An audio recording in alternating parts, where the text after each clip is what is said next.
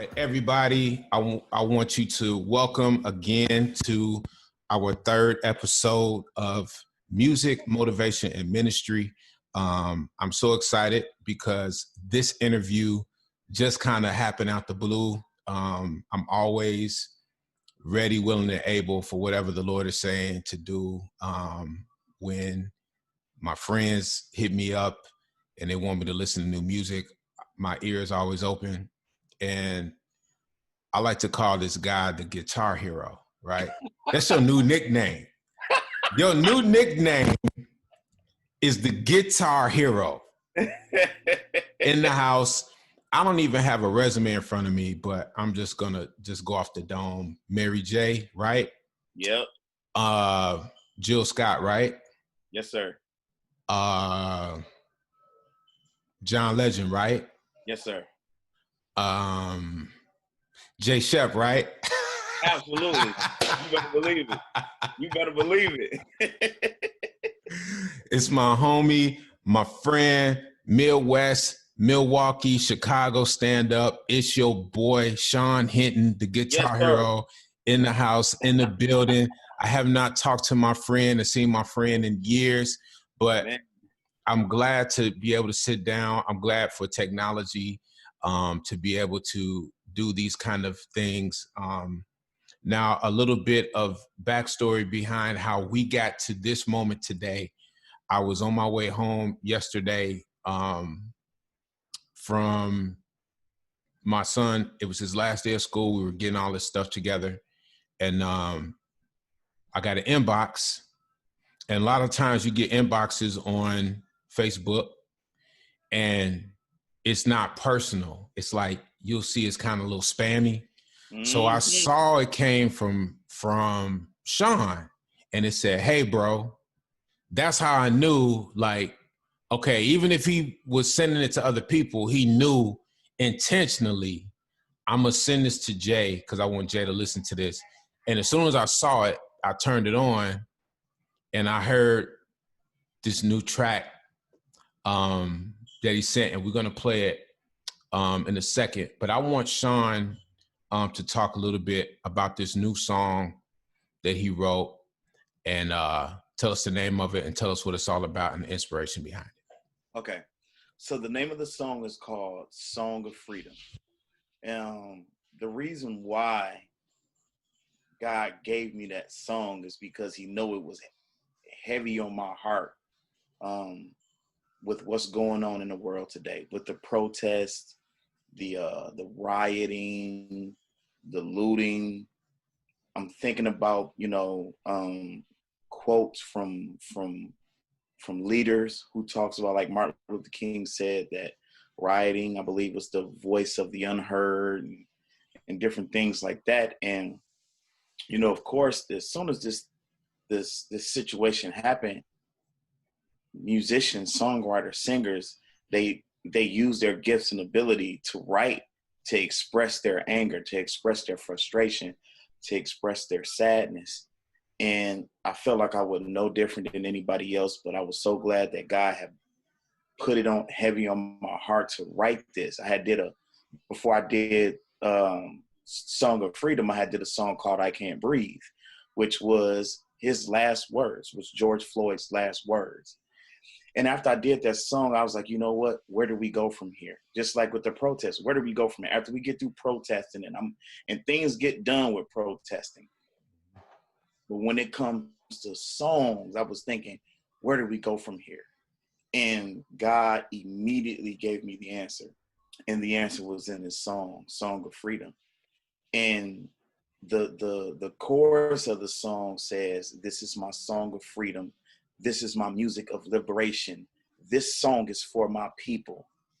Loud as one voice, we will rejoice all as one." I felt like this is it right here. This is where we go from here. This is phase 2 of the protest, because the goal is we want to change laws. We want to make it so that, I don't even know if it's safe to say, to treat us as equals, to give us an equal playing field. Because researching, I was watching the Martin Luther King speech, and he was saying how, once they finally, we finally got what was considered to be our fair share. They didn't give us any economic basis to build from and grow from.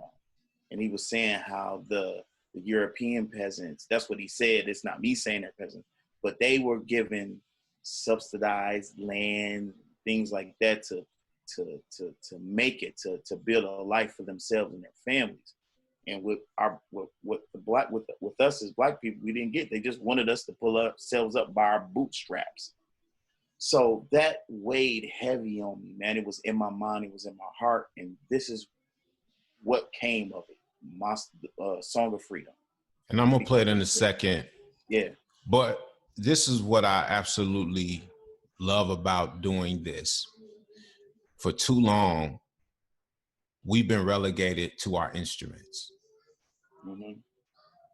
And people will see Shonn and go, Shonn, a dope guitar player. Yeah. They don't see the mind of Shonn, right? Yeah, yeah. So you explaining why you wrote what you wrote shows the mind, the brilliance, the thought that we actually have as musicians, as creators, as people who the Lord is speaking through in this season. So the reaction that I got when I heard this song, first of all, is the mix, the whole vibe of the song is all that. But then like when I started hearing you sing, and then I heard the "This is for my people." If someone is not your people, it's not gonna resonate with them. Yeah. And so I like the line in the sand, right? Yeah. That's drawn, that you drew in the sand of like, what is this for? I'm gonna go back to the another point you made about, I've been talking about this idea of equality. That's never been the fight. That fight for equality is a false sense of what someone else deems as whole. Yeah. So if I want something equal to what you have, I want what you deem as whole, right? I want all of I want half of what you deem whole, but that might not be what's for me, right? So thinking about the equity that we can have rather versus the equality stake. Mm-hmm. I think if we keep focusing on equality, we're going to miss the mark on what God intended on us. I'm going to go ahead. I'm going to play this song for you guys. I want you to listen to it. Shonn Hinton.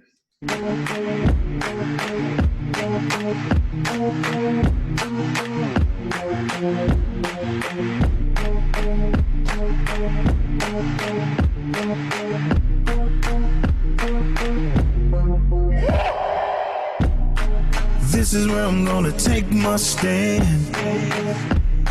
This is where I draw the line in the sand. This is where I'm gonna make myself clear.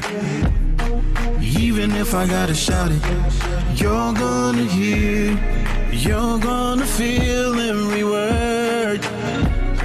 Just like the rolling waters, justice will come and be served. We shall be free from your inequalities. This is my song of freedom. This is my music of liberation. This song is for my people. Loud as one voice, we will rejoice all as one. We will not die by your hands. This is what we decree and we declare. We will expose all your plans, all of your hidden agendas. The whole world will see. We will be silent no more. We will not be ignored. You will hear all our cries and our screams. We shall be free. This is my song of freedom. This is my music of liberation. This song is for my people. voice. We will rejoice all as one. No matter how long it takes, no matter what the cost, the laws we will change. Your ways will be tossed aside. They will die. Your way of thinking will be denied. Be denied. Be denied. This is my song of freedom. This is my music of liberation. This song is for my people.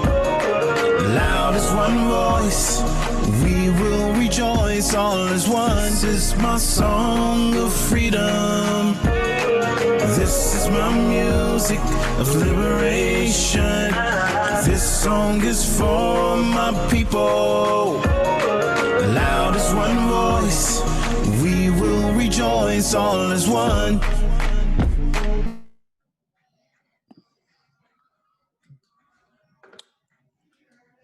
Man, so that song right there, man,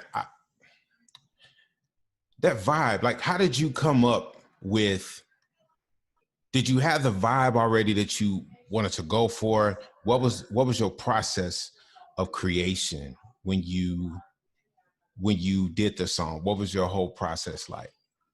Well, I had been sitting on that track that I had created for about, I want to say, what is this? We're in the month of June. Yeah. So I want to say like March, let me see this, between February and April is when I did the track itself. And I knew that composition was special. I just didn't know what it was, what I wanted to do with it. I tried kind of like sending it to people to see what they thought about it, how they felt, what they felt, if they would dig the composition, and it just kind of set, So yeah, when this situation came up, I had been listening to it Sunday while I was making dinner for my family, and I was like, man, I really want to do something with What was you cooking, bro? Tell what you cook. I fried some wings, made spaghetti, and I made a 5-flavored cake, man. What? Yes, sir. So not just the guitar hero, the cake hero. Man, cake boss. That's my second thing, man. Like, my second passion is cooking. I enjoy it, man. Oh man, I love to cook too. I took like a 3-month hiatus because I was so heavy on music. Like, I'm trying to find a balance, but. Yeah.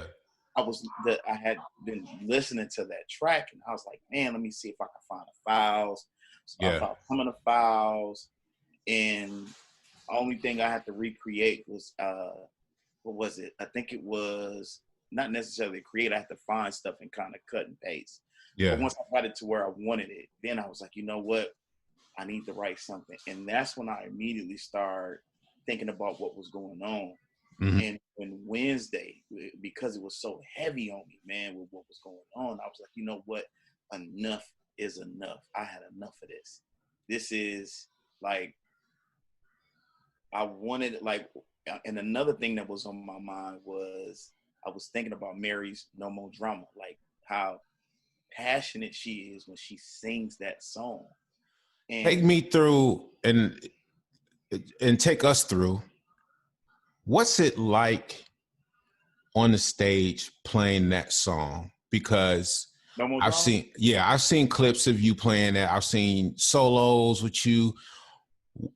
What's it like? Because it seems like every time I see you play that song in particular, it's like you learn, like you playing it for the first time, like you Rex, like the energy that y'all have on that. And that's what I appreciate y'all as brothers, is that I never seen y'all play anything on those sets and be lazy with it.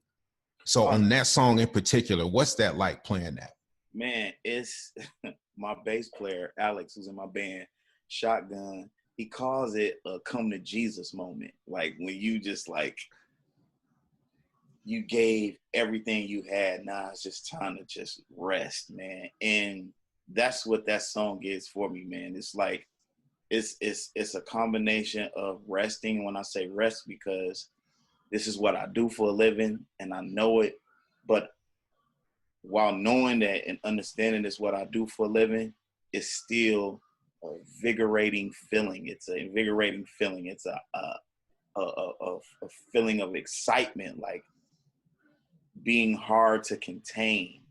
And when that song comes on, the goal is not to spaz, but it's to make what she's saying be felt. And granted, she don't need us to make people feel what it is that she's saying. Mm-hmm. But when we all unify and have the same purpose and goal in mind, it's gonna create a moment in the audience that'll make them go back to that. Whether it's something that they're going through personally, or if they just want to recall the show that they've seen. Yeah. So it's an exciting feeling, man.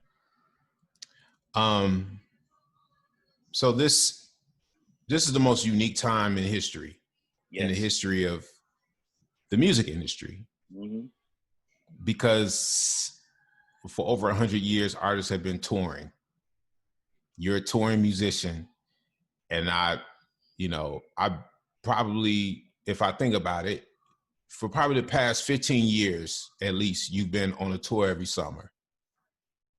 If memory serves me correct, probably since about 2004, right? Correct. Absolutely. So, I do my history. Y'all my brothers. So I remember when it happened for everybody. Like y'all my brothers, I pray for y'all. What has this been like, knowing that the summer of 2020 is no tours right now and everybody's at the crib? What is that feeling? If I had to be 100 with you, I don't feel no kind of way, honestly.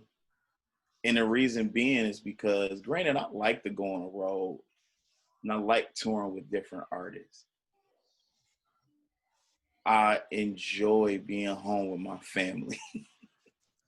For It's real. Nothing like it. You see my son is walking in the background. He's like walking back and forth, like ain't nothing like it, right? Just being able to hear the footsteps, to hear them call your name, man. For me, and like I said, I like touring, I like going. Sometimes I want to get away, but for me, this has been a time of really being able to hone my craft as a songwriter, as a producer, as a father. Man, like I'm home, and although my 21-year-old son, didn't have a ceremony, but he just graduated from college. Like, you got a 21-year-old son, bro? 21, dude. I'm 42. What? Yes, my son graduated from college. My 10-year-old, who's going to be 11 this month, she just finished the 5th grade, so she's going to the 6th grade. My 17-year-old daughter, she's getting ready to, in the fall, she'll be a senior, but she'll be taking college courses because she's going to school to be a nurse practitioner. Okay. So to be home and to experience all of that. Oh, and by the way, my wife is graduating from college as well, so she's finishing her last 2 classes. That's what's up. And so she'll do I would have missed that if I would have been on the road. I would have missed those precious and important moments. So to not be on the road, this wouldn't be the first time that I spent a summer at home. There was a time, man, where when I wasn't playing, when I had left Mary's camp and I was playing with Jill and I was playing with John, there was a year, man, where I want to say it was a couple of years where with nobody doing nothing, or wow, I got replaced. You know what I'm saying? So I learned to be content, man. I learned to be content. And the thing is, it's never a loss. It's a lesson. And for me, I think all of that experience that I get from being on the road, and one of the most valuable lessons that I learned is to have your own stuff. I believe it was Cornell Thigpen, God rest that man's soul. Yes. When I first started playing with Mary, because he was playing as well.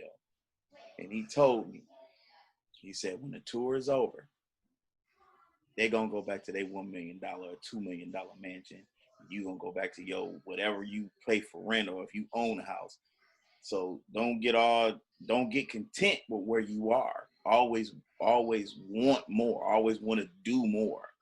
So every ounce of downtime that I've ever had, it has always been dedicated to building my brand. You know what I'm saying? Like, I have my band Shotgun. Yeah. I'm also a solo artist as well. So like with 2020, man, I've been working on the new Shotgun album. Yeah. Like for these 2 songs I just did, like I Can't Breathe and Song of Freedom, this was like, okay, God gave me this. This was on my heart. This is how I feel with what's going on. Like I can rant on Facebook all day, or I can write about it in another way and catch people's attention with some great music, or with some real heavy content that make you think, that will spark the to be at least one of the sparks that creates the flame of revolution, man. Yeah. So, but yeah, working on the Shotgun stuff and just writing and reading, man, like it's been amazing for me. So I ain't really tripping that I ain't on tour for 2020. I play at Christian Faith Fellowship Church in Milwaukee. Bishop Daryl Hines is my Bishop pastor. Hines, shout out. Yes, Absolutely. Sir. And so you know my girl Maya, of course, Maya Peterson. Absolutely. Yes. That's my G. We went to Really? we went to Columbia together. Nice. Maya, Yeah, that's my G, man. She's cool people forever. Nice. Yeah, man. I'm gonna tag her in this, because if I do this and I don't tag her, she's gonna be like, Jay, how come you was talking to Shonn? You didn't say nothing about me. I'm from Milwaukee. I don't, that's yeah. But man, that's it. It's 2020 is yeah. I've been honing my craft. I'm not gonna be the same.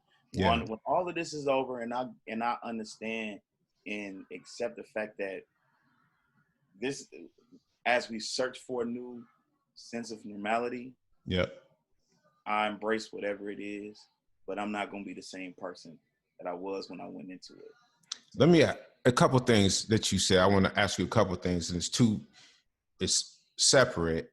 Okay. But it's two things I want to get to, because a couple of things stuck out.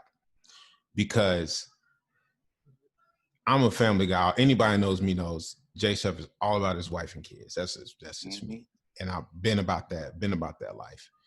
I'm now seeing more musicians finally embracing that. Finally embracing the idea of family, that you need to take care of your family, your wife, your children. Like, because at the end of the day, when you put down the guitar or the keyboard or that pen, what you got? Why do you see now more guys that are actually being more conscious about taking care of their family, especially musicians? Why do you see that? Wow, that's a good question.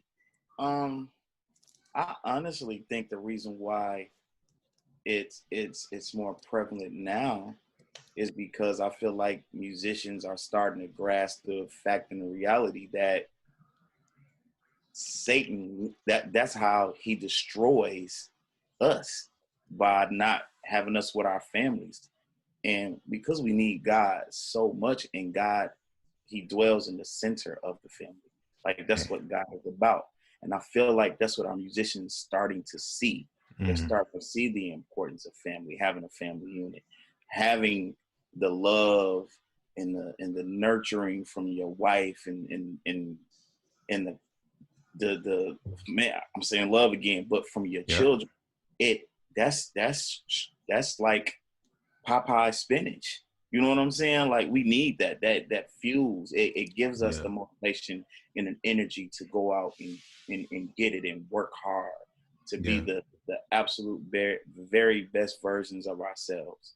Yeah. And to be something that our children and wives can be proud of, and brag about, you know? Yeah. And I definitely applaud that in you and a lot of other guys who are working hard to do that. And now to switch a little bit, you talked about how it was two of the gigs you had, you said you got replaced. And I'm not gonna go into why he's that. That's neither here nor there because that's not my business. I But don't understand why though. I mean, because oh, I didn't okay, take it personal. Like okay, the John Legend gig, right? So I started playing with John Legend around 2009, 2010, around that time. It around was the time of the Evolver. exactly the Evolver tour. So I Yeah. did the second leg of it. Okay. Questlove called me and was like, "Hey, you want to play for John Legend?" I was like, "Yeah, sure." So I Humble went. brag, name drop. Questlove called me and said, Hey, it tripped me out. It tripped me out that he'd even called me, man, because Quest don't answer no emails. He don't pick up the phone. But when I "Yeah, see him, it be all love, man. yeah, But he called and asked if I wanted to do the gig, and I was like, absolutely. So the Evolver tour, the second leg of that tour, it was fun, man. I enjoyed it. It was beautiful.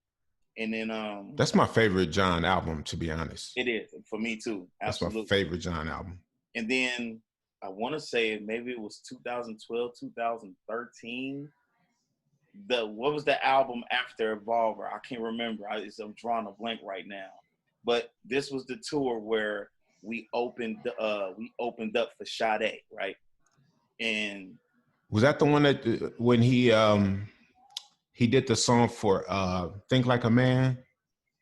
I think no. Yes, it was. It was during that because I played Okay, on it. okay, So that after that tour was over, John had just signed with new management, and I think it was the cats that was managing Lady Gaga or something like that. okay.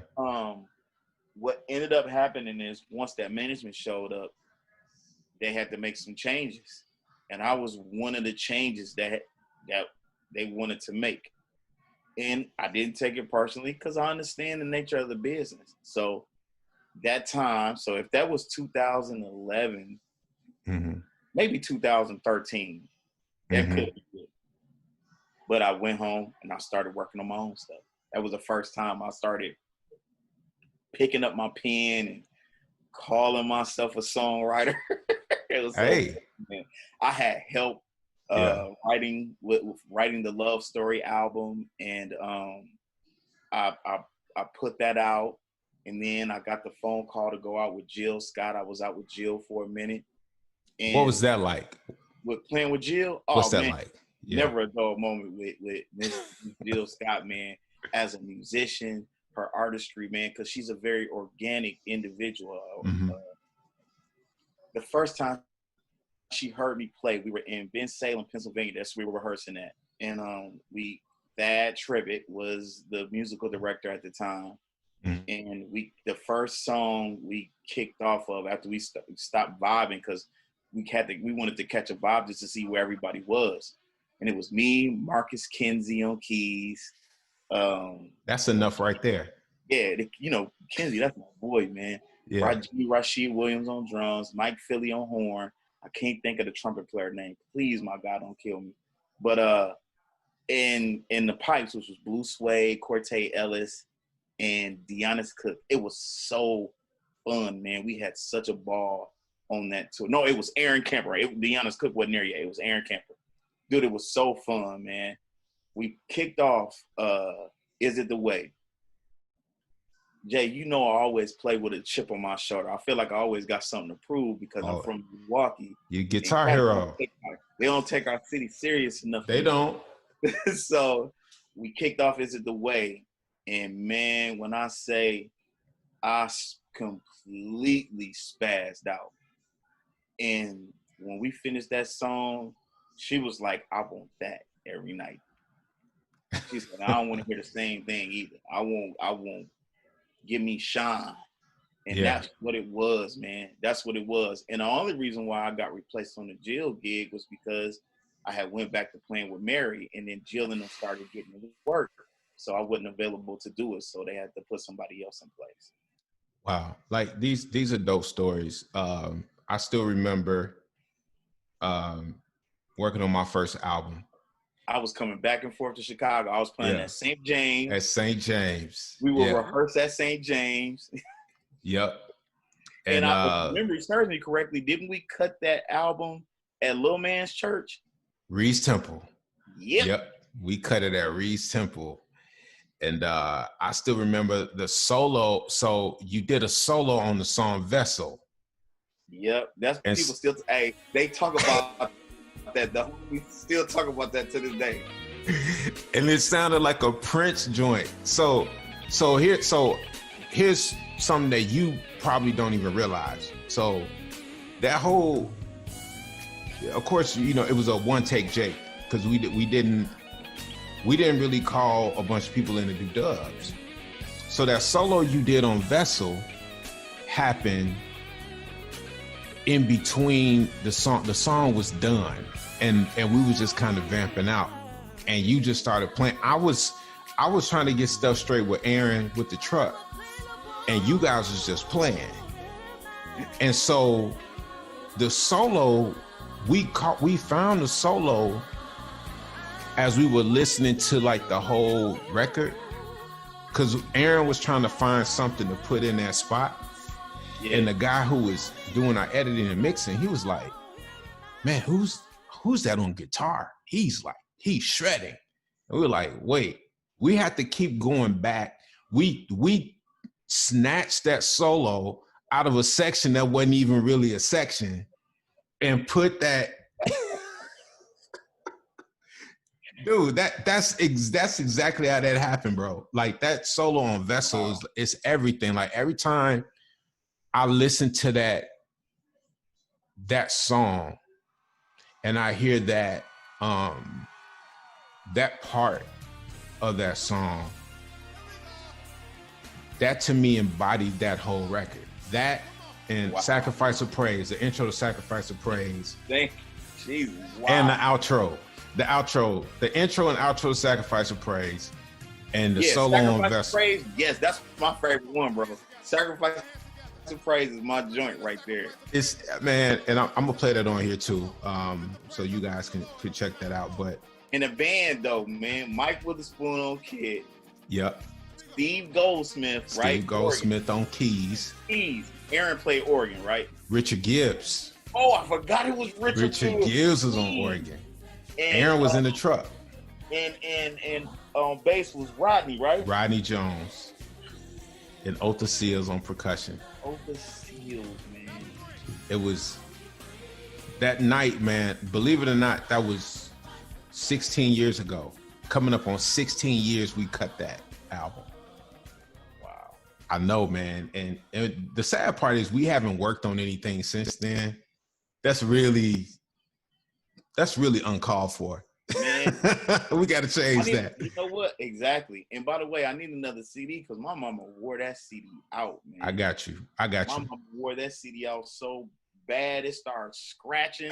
I know everything is digital now, but man, yeah. I like keepsakes, man. I got some here. I got a few here I can definitely send you. And definitely, man. That was like thinking about those days, man. I really value relationships. I value. And you was 100, man. I was coming back and forth and met you. You was cool, bro. Still is to this day. Because how I was brought up, man, how I was raised is that relationships are everything. And sometimes, you know, friendships, there's an ebb and flow in friendships. And sometimes people can stay friends for whatever reason, they fall out or what have you. But for me, I've tried to keep as clean of a reputation as I can with guys, because what I learned early on is that you never know who's going to need you for what, and you never know who you're going to need for what at any given time, or who's going to be asking about you. So it could be somebody saying, hey, Shonn, what you know about this guy, Jay Shep? Yep. You're going to be like, cool, 100. Or you're going to be like, man, I played for that dude, and nah, bro. Right. That's how small our community is. So small. Like you literally are like one step. Like, so that's why I appreciate guys like you and Rex and Marcus and Lil Man and Tony and Rodney. Like y'all are all my guys. And I see so much for all of us, and how, and even, I don't know if you saw this, but Rodney is helping organize this musicians march. There's really? a peace march. Yeah, tomorrow in Chicago. I wish I could be there to support, but so many of us now are in the positions of leadership to where we can really affect change. And it all started with us picking up an instrument and picking up a pen and now stepping into these new roles. So if you could so I guess this would be last two questions, and Okay. I'll let you go. One, I want you to give, I guess advice would be the best word, but what are the tools that you would give to one up and coming musician? Tools like something that you learned along the way that you want to pass down. And the final question would be, what are you praying for your next? Like, what's the next thing that you're praying for the next thing that you feel that God wants to do in your life? So those last two questions. Well, the advice to the next up and coming musician, how do I say this? Everything really, really, really is truly centered and deeply rooted in your walk with God. That's just 100%, man. Yeah. Like, I understand that song that I heard on Gospel Music Workshop, the women's choir, when they said, "Order my steps in your word." That's the truth. If these to the up and coming musician that wants to do what it is that I do, or if you don't consider me to be that guy, you consider somebody else to be that guy. I'm pretty sure they will probably tell you the same thing. And if they didn't, they understand the concept and the importance of allowing God to lead you in situations, because he can block some stuff that would not be for your good. Just trust God in the process. And while you trust in him, hone your craft, work on your craft, study music, don't just study the players, but study the music, learn and understand the culture, because we're living in a day and age now. Me and a couple of musicians that I look up to and respect, they were saying, like, these younger musicians now, they're not studying songs. They study artists. They listening to the next hottest drummer, the next hottest bass player, the next hottest guitar player. And that stuff is cool, but you still got to learn material. You still got to learn music, learn genres, man. Know where to put stuff at, and don't be such a loose cannon. But that's the work, you know what I'm saying? But trust God in the process, because he's going to lead, guide, and direct your path. And I'm a living witness. I did not have in my mind to play R&B. When I was going back and forth to Chicago, my introduction to Chicago, this was 2002. And here in Milwaukee, we have this festival called Summerfest. And that was where I met Rex and Nissan. And I was fanboying off of Nissan because I was a drummer at the time, and I read Modern Drummer, and Nissan was in the book. The bonus was meeting Rex. Rex was playing with a group called Jersey Ave that was from here in Milwaukee. And we talked, and I told him, I said, "Hey, man, listen, I'm trying to make a name for myself in Chicago," because at the time, that's where every dope musician was and still is to this day. But that's where they were. And every time I turned around, somebody had an album out in Chicago. And I was like, man, I need to go to Chicago and play in Chicago. And Rex told me about a couple of things that was happening, and a gospel tour that I could have did. Ended up not doing it. But Rex called me right after we had met and was like, "Hey, man, I got a gig, but the only thing is you leave on a Monday. You got to fly to Chicago, and it's playing with Dave Hollister."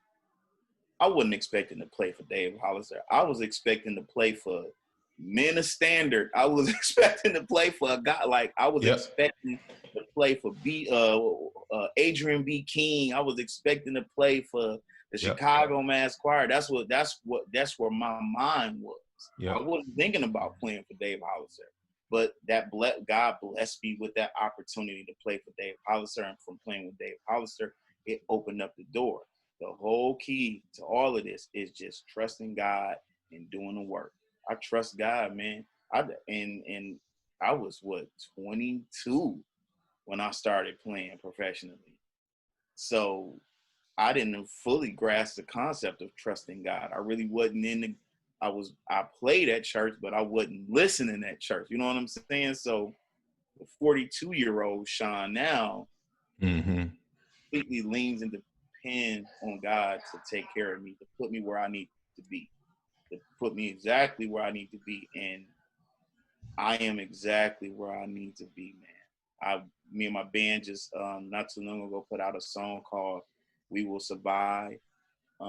We had Bishop Hines sing the song with us. We did a live performance, but that song also has gotten a beautiful response because it speaks to our resolve in this pandemic, and it also was a grieving process for me because my grandmother had just passed in March. So all of that just kind of worked together for me to bring out the song "We Will Survive."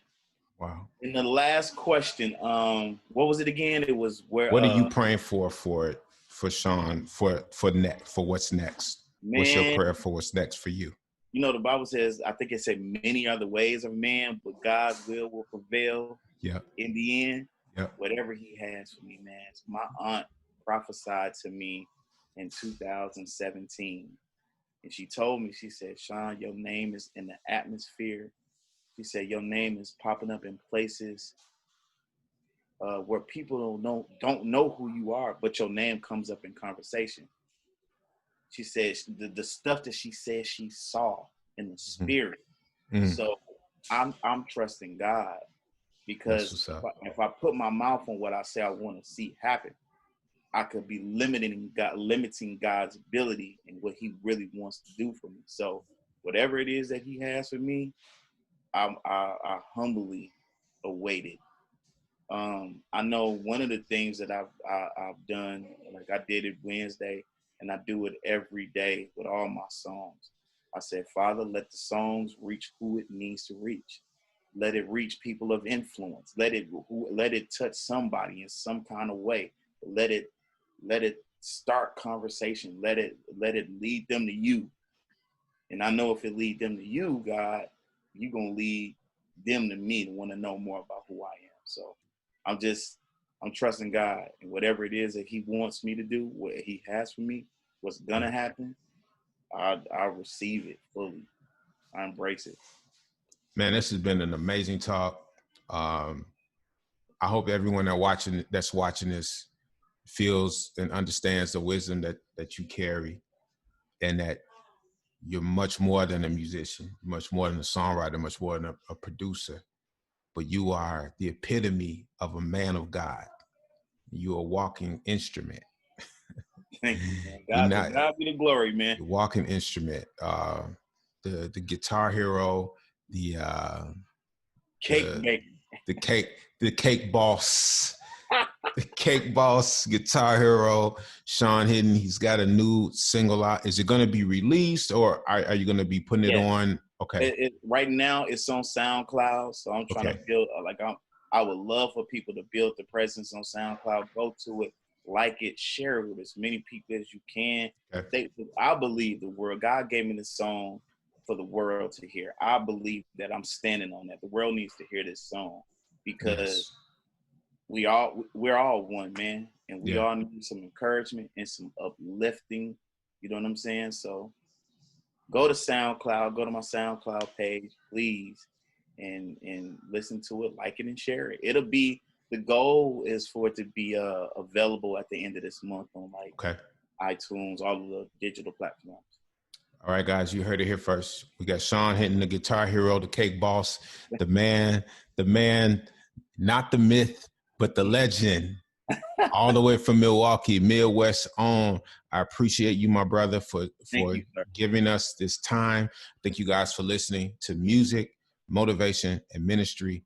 This is episode 3 with Shonn Hinton. Peace and blessings. I'm out.